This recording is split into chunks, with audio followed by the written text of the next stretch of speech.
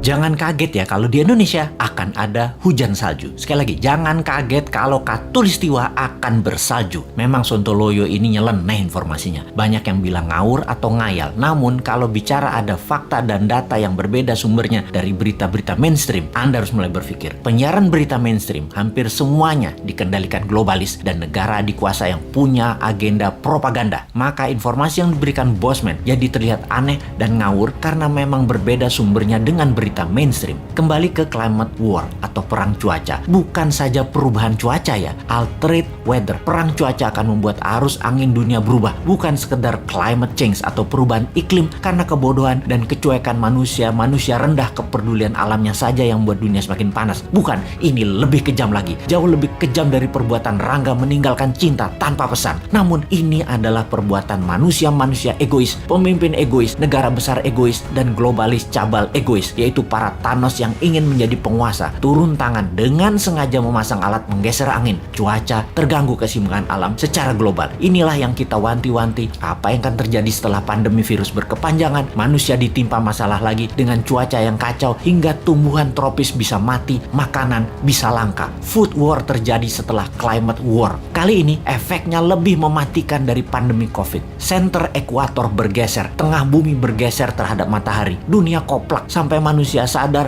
bahwa kita punya common enemy atau musuh bersama, yaitu alam yang tidak dipelihara. Seperti tubuh manusia tidak dipelihara di usia senja, berbagai penyakit dideritanya. Ternyata sahabat, ada fakta lain kalau kita ingin membalik semua keadaan tersebut. Banyak buktinya. Misalnya, ada seseorang di usia 65 tahun baru mulai hidup sehat. Di usia 80 tahun usia biologisnya, tetapi body age-nya seperti orang berumur 30 tahunan karena dirawat dengan baik walaupun mulainya dari umur 65. Dia makan sehat, olahraga, dan lain sejenisnya. Sekali, padahal selama 65 tahun hidupnya berantakan, namun ketika diputuskan berubah 180 derajat, balik arah, semua bisa jadi muda lagi, sehat lagi. Dunia pun sama. Selama ini dunia tidak dirawat oleh manusia, maka penyakit bumi itu banyak. Hal inilah yang membuat bumi menua dengan cepat dan menjadi renta. Tapi bukan tidak bisa disembuhkan. Bisa, selama kita semua sepakat berjuang memperbaiki. Indonesia di tahun 2045 adalah pemimpin yang akan memimpin perbaikan alam dunia ini semua. Untuk itu, New Mind selama 24 tahun ke depan hingga tahun 2045 akan pegang kendali utuh, menyelesaikan masalah dalam negeri dan luar negeri, menyetop kegilaan Amerika dan Tiongkok, serta menyetop globalis cabal. Ini bukan impian kosong, ini mungkin impian segelintir orang awalnya. Namun ketika 1 juta orang percaya, akan jadi collective belief. Ketika 10 juta orang pertama, kekuatan keyakinan makin besar, dan ketika 100 juta orang percaya, maka Indonesia akan bergetar. Ketika 270 juta orang Indonesia percaya, Indonesia menang. Dan ketika 1 miliar manusia percaya, dunia semakin sehat. Ketika 5 miliar manusia sepakat, maka dunia damai selamanya. Saat ini silahkan kalian percaya dengan pejabat yang mendukung penyedot nikel dari tanah air tercinta ini hingga 3 tahun ke depan supaya musnah cadangan nikelnya. Silahkan dukung. Tapi kalau mau Indonesia baru, dunia baru, siapkan konsep bernegara yang membuat Indonesia akan menjadi negara superpower. Ubah pola pikir lama dan semua pejabat incumbent termasuk yang mencalonkan di tahun 2024 yang dari incumbent. Mereka semua pikirannya lama. New Mind,